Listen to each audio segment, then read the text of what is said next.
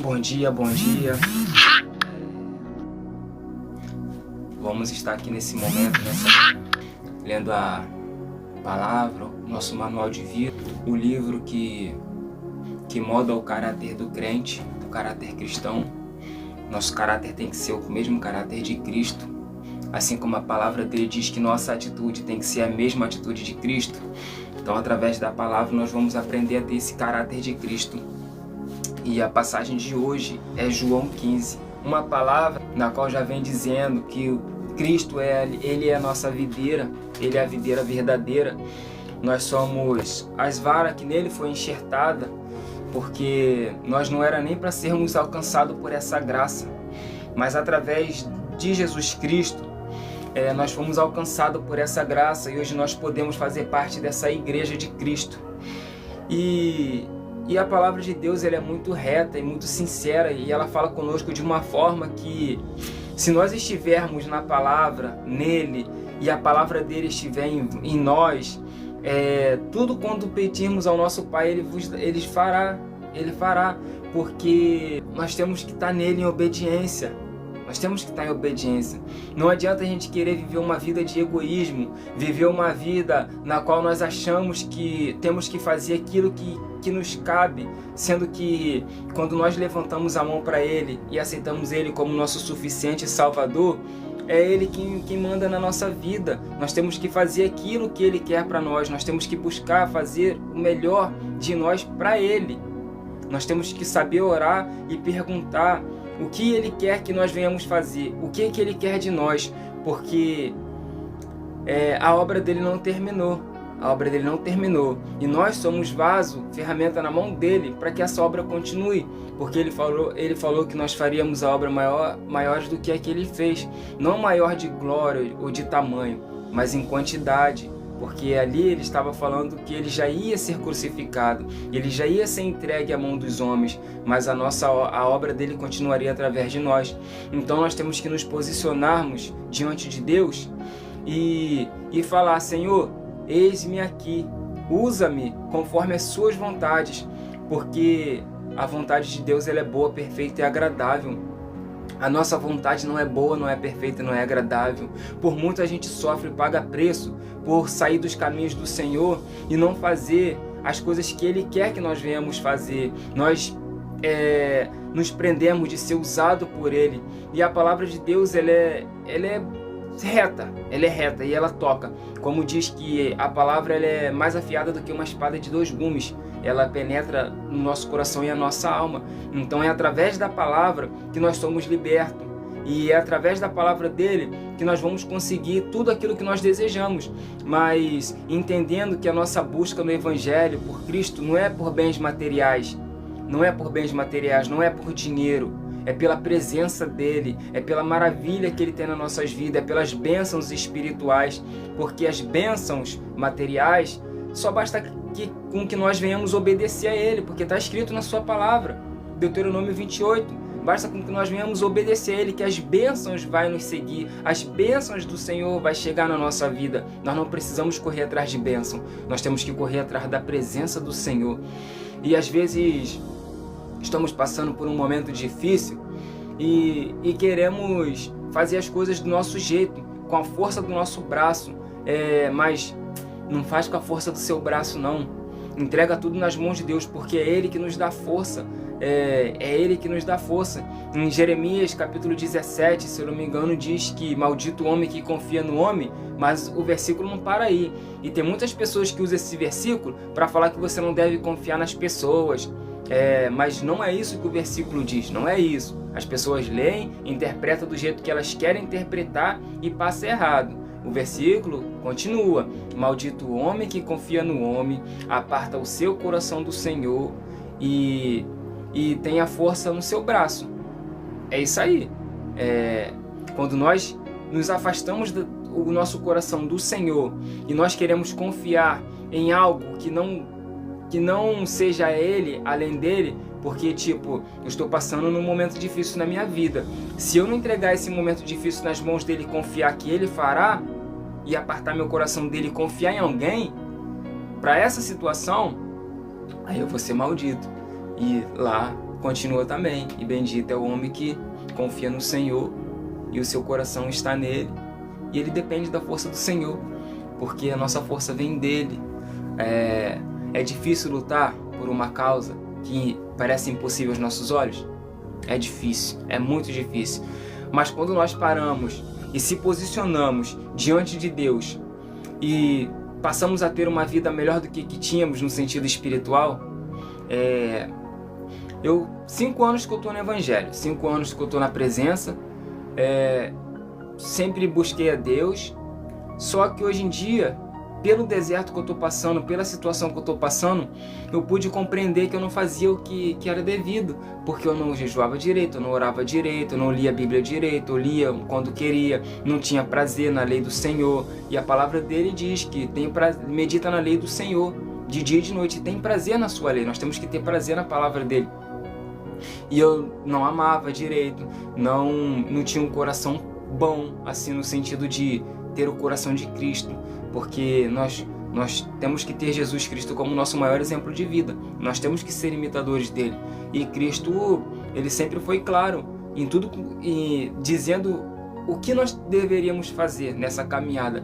Então eu pude compreender que esse deserto foi permissão de Deus para que eu viesse amadurecer fisicamente como pessoa, amadurecer no Evangelho, na presença dele, e amadurecer no meu relacionamento, porque agora eu voltei a orar de uma forma que eu não orava, eu voltei a ler a Bíblia de uma forma que eu não lia, eu voltei a sentir prazer novamente em estar na casa dele, adorando, louvando ao Senhor, que eu não fazia direito. Então é isso que Deus quer, ele quer nos moldar conforme a vontade dele, que é boa, perfeita e agradável, mas nós temos que nos entregarmos a ele e confiar nele, nos colocarmos, nos posicionarmos de uma forma diferente da que nós viemos nos posicionando, e melhor, aprendendo a orar, aprender a jejuar, aprender a ler a palavra e meditar na palavra dele, porque quando as pessoas falam assim em jejum, as pessoas têm mania de só fazer dieta. Eu vou entregar um jejum aqui para Deus, mas vou me abster de alimento, vou me abster de líquido, vou me abster de algo, mas eu não oro, não leio a palavra durante esse jejum, eu só estou fazendo dieta. Então, nesse momento de jejum, e outra coisa, tem gente que faz jejum para barganhar com Deus. Tem gente que faz jejum querendo algo em troca. Só que o jejum não é em prol de querer algo em troca. O jejum é nada mais, nada menos do que uma separação que você está fazendo para você ter mais intimidade com Deus, para você buscar mais a Ele, para você obter respostas dele sendo íntimo dele, para a presença dele aumentar em sua vida. Então, quando fazer jejum, nesse período de jejum, tira o tempo para ficar orando, meditando na palavra, a sua mente fica ligada com o Senhor, conversando com Ele, lendo, louvando, porque é através dessa intimidade com Deus que as coisas vão começar a dar certo na nossa vida. Tem gente que fica no deserto por anos. Tem gente que está no deserto igual o povo israelita, quando fez aquela travessia. E aquela travessia era para durar 40 dias. Só que por causa da desobediência daquele povo, a travessia no deserto demorou 40 anos. E olha que coisa absurda. Tinham promessa de chegar na terra prometida, ficaram em desobediência, ficaram 40 anos no deserto, e quem alcançou a terra prometida, a promessa, foi a geração seguinte, porque eles não alcançaram. Quem alcançou a promessa foi a geração seguinte. Então, olharmos para a Bíblia e entendermos que o nosso posicionamento hoje tem que ser diferente. Se venhamos lutar por uma causa, venhamos orar em espírito, venhamos profetizar em espírito, porque é importante profetizar. As pessoas falam assim, entrega na mão de Deus. Entrega na mão de Deus aquilo que é impossível para você fazer, porque Ele vai fazer. Agora, o que cabe a você fazer, o que cabe a mim fazer, nós devemos fazer. Não é entregar na mão de Deus, ficar de braço cruzado, viver uma vida tosca e achar que Deus está fazendo as coisas, sendo que o nosso coração não está limpo. Às vezes, eu gosto muito de dar esse exemplo. Às vezes, tem uma causa na nossa vida em que nós queremos orar e que nós buscamos e isso, aquilo, nós oramos, nós jejuamos, mas o nosso coração está magoado com um irmão, o nosso coração está com raiva de algum irmão, o nosso coração está chateado, a nossa mente pensa mal do irmão. E a palavra de Deus diz o quê? Quando você vier até o altar para deixar a sua oferta e lembrar que tem algo contra o seu irmão, deixa a sua oferta ali, vai, se conserta com seu irmão e depois oferte. É importante com que nós venhamos nos consertar. E hoje em dia é muito difícil para um cristão amar. Os cristãos não estão amando do jeito que deve ser amado. Os cristãos estão dentro da igreja de picuinha uns com os outros, olhando para a aparência, olhando para o irmão, julgando o irmão, sem ter aquele amor. O irmão cai, a pessoa espanca mais ainda aquele que já está ferido e derruba mais ainda a pessoa para o abismo. As pessoas não têm a misericórdia que Deus tem para a gente. A graça que Deus tem pra gente, as pessoas não têm isso. As pessoas veem um irmão caindo, ela começa a bater mais ainda na ferida e vai derrubando cada vez mais. Nós temos que estender a mão para essas pessoas. É amar, irmão, amar. O que é amar? Amar não é sentimento. Você pode não querer conviver com uma pessoa, você pode no teu íntimo falar assim, poxa, eu não gosto daquela pessoa, porque isso é um sentimento. Mas amar não é um sentimento, amar é uma escolha, eu escolho amar. E quando você ama, você não quer o mal para aquela pessoa. Você não ama a sua mãe? Você quer o mal para sua mãe? Você não deseja o mal para sua mãe. É lógico que tem casos que tem famílias que é divididas e pai não gosta de filho, mãe não gosta de filho, filho não gosta de mãe, não gosta de pai. Eles até desejam, porque em muitas famílias um fica fazendo um macumba pro outro, mas enfim. Mas você que serve a Deus, que você tem um relacionamento bom com a sua família, você não ama a sua mãe? E você não vai querer o mal da sua mãe. Isso é amar as pessoas também. Escolha amar, ama, vê um irmão caído, ajude, levanta, porque essa é a vontade de Deus. A vontade de Deus não é que nós venhamos nos apartar dessas pessoas que estão feridas. Jesus fala, tem 100 ovelhas, se uma se perdeu e caiu no aprisco, ele deixa as outras 99 e vai resgatar aquela que está caída, que está perdida. Esse é um exemplo que ele nos deu. O irmão se afastou da igreja, aconteceu alguma coisa, vai até o irmão, conversa, pergunta, irmão, está precisando de uma ajuda? O que está acontecendo? Estou aqui para te ajudar. E às vezes o milagre não acontece na nossa vida por causa disso, porque eu estou sendo apenas ritualista, ou seja, eu só estou indo nos cultos, porque é obrigação minha de ir aos cultos, mas eu não estou indo com um propósito que é o culto, que é cultuar a Deus. A gente não vai para receber culto, a gente vai para cultuar a Deus. E nosso culto tem que ser racional. Nós temos que ter discernimento, o que é cultuar e o que nós vamos fazer na igreja. Mas tem pessoas que em casa, ela se enche das coisas do mundo, chega na igreja vazia, não recebe da parte de Deus porque não está cultuando a Deus, está indo para querer algo em troca, não recebe, sai de lá vazio, sai de lá falando com um irmão, sai fazendo fofoca, sai fazendo um montão de coisa. E cada vez, se aparta da palavra de Deus, porque é ela que molda o caráter do cristão. Essa aqui é a nossa prática de fé. A nossa prática de fé é isso aqui. É isso aqui que vai mudar o nosso caráter. Mas as pessoas hoje em dia não querem ouvir a verdade. Então, entrega seu coração nesse momento. Está passando por alguma dificuldade, entrega seu coração a Deus nesse momento. Saiba que na nossa vida Ele tem que ser prioridade. É Ele em primeiro, e nós dependemos somente da presença dEle, a graça dEle nos basta,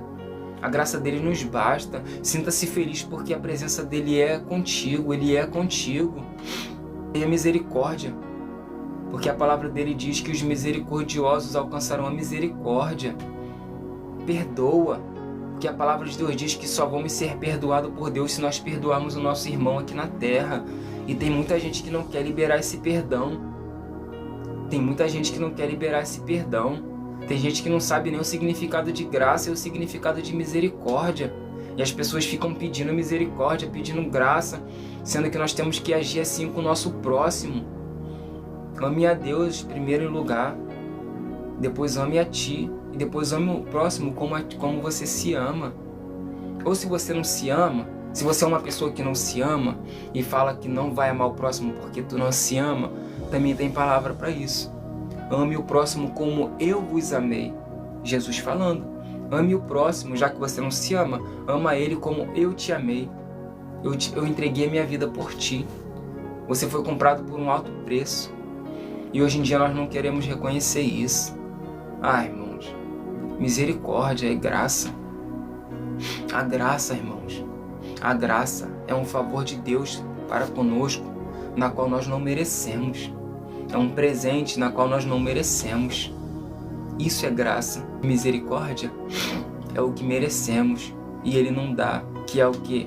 Que é o castigo, que é o sofrimento, que deveria ser lançado no inferno. Isso é o que nós merecemos, porque nós somos pecadores. E a misericórdia dele é não nos dar aquilo que nós merecemos. E a graça é dar aquilo que a gente não merece. Irmãos, se isso não é exemplo de vida pra gente, o evangelho está sendo pregado errado. O evangelho está sendo seguido errado. A gente está apenas em denominação e placa de igreja.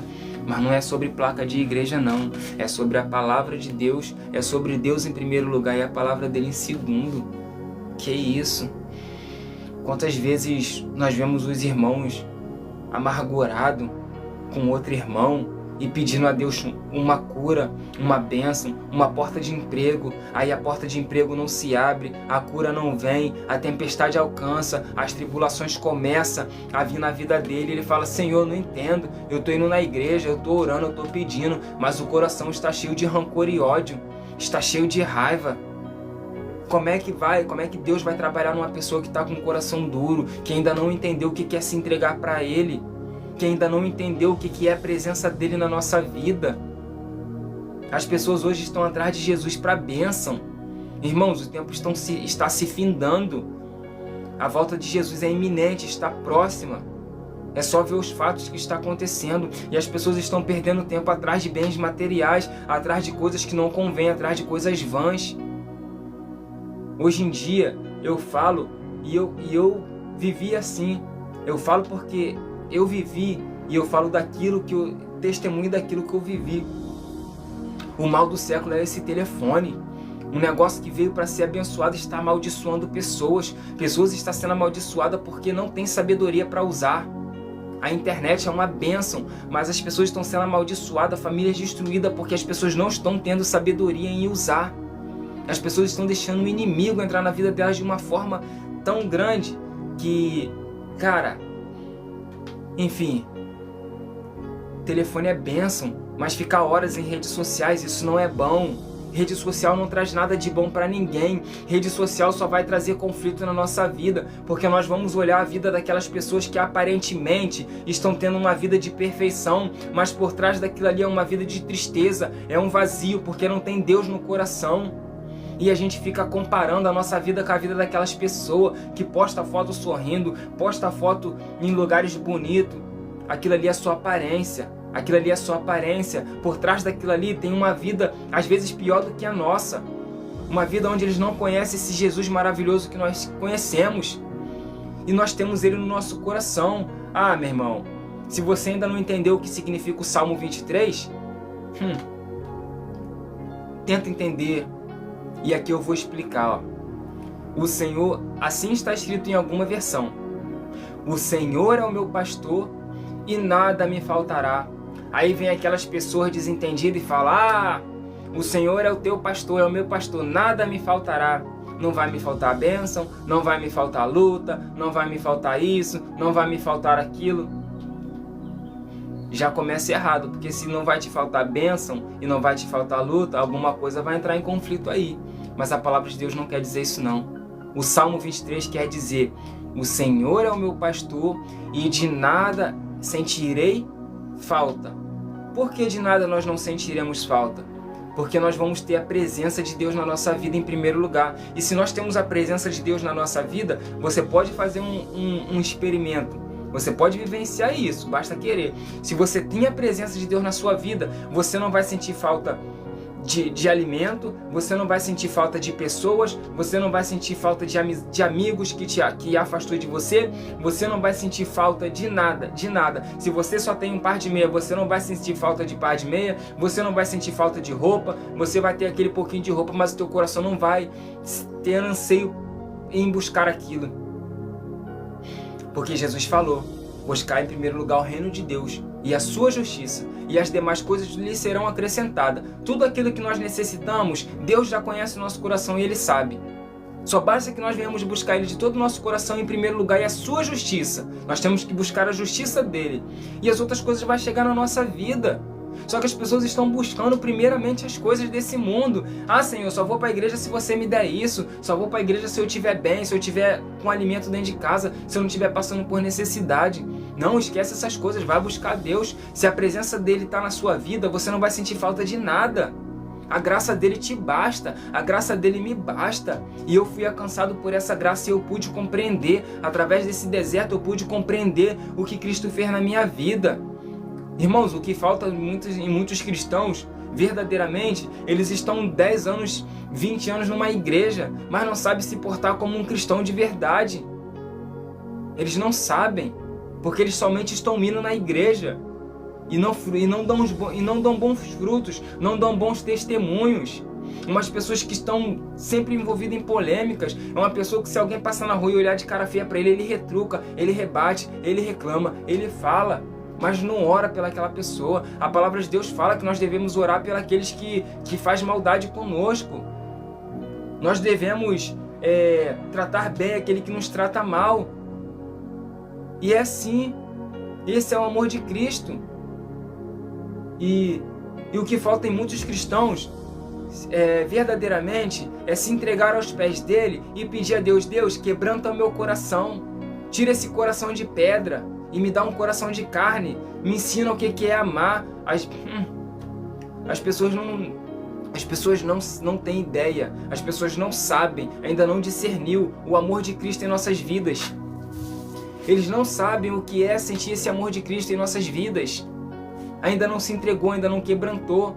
Todos nós temos erros, nós somos imperfeitos, nós somos pecadores. Mas quando nós nos entregamos a nossa vida para Ele e Ele vem quebrantar o nosso coração, nós vamos começar a compreender coisas que nós não compreenderíamos e não compreendíamos antes. É se entregar, é reconhecer todos os erros. Olha, Senhor, irmãos, quando nós passarmos a fazer isso, você que é casado, quando vocês começarem a fazer isso, vocês vão deixar de olhar para o erro dos outros e vai começar a olhar para o erro nosso, para o seu erro. E é através de olhar para esse teu erro que você vai se arrepender e vai mudar verdadeiramente. E Deus vai abençoar. Então é isso. Nós devemos olhar para os nossos erros. Nós devemos nos arrependermos dos nossos erros. Não somente achar que nós vamos ter uma vida de... estou indo na igreja, agora fui para casa. Dentro de casa não é o que é na igreja. Tem uma frase que eu gosto muito de falar que é: não seja em casa o que você é na igreja. Seja na igreja o que você é em casa, porque é em casa que você vai mostrar o seu verdadeiro eu. Dentro da igreja tem pessoas nos olhando e nós nos escondemos atrás de uma capa, de uma máscara, atrás da Bíblia. Seja na igreja o que é em casa. Se encha de Deus em casa primeiro para transbordar na igreja, porque Deus quer fazer milagre, mas as pessoas estão dispersas de Deus.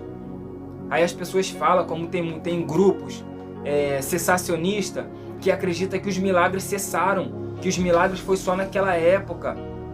Sabe por que eles falam isso? Porque eles não estão cheios do Espírito Santo, porque quem faz milagre é o Espírito Santo através de nós. E nós não buscamos ser cheios do Espírito Santo. Aí não vê milagre e fala: era só para aquela época. Deus não faz mais milagre.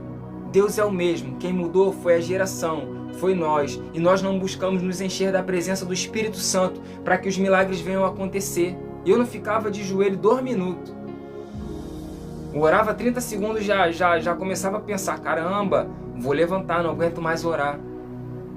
Porque o meu coração estava longe do Senhor. O meu coração estava longe do Senhor. Então que nesse momento nós venhamos olhar para dentro do nosso coração, porque nós sabemos que tem algo para mudar na nossa vida. Nós sabemos que nós temos que abrir mão, renunciar coisas. É renúncia, irmão. Evangelho é renúncia. Pegue a sua cruz e siga. O Evangelho é renúncia. E nós não queremos renunciar. Nós não queremos renunciar àquelas coisas que nos dão prazer, as coisas que aumentam o nosso ego. Renúncia, irmão. Olha para dentro de você nesse momento.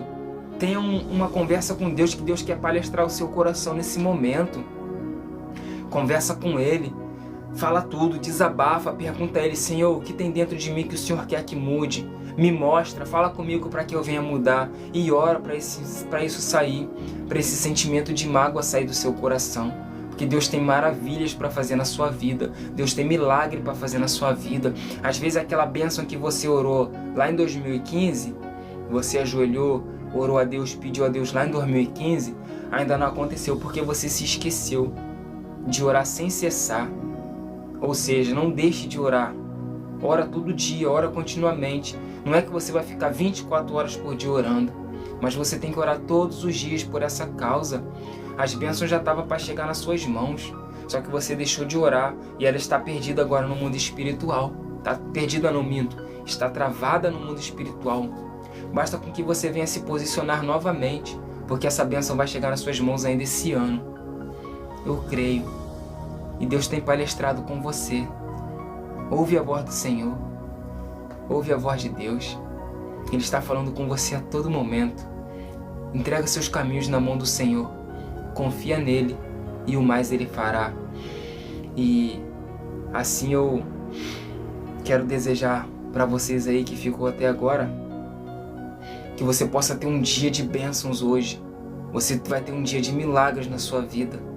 Somente creia.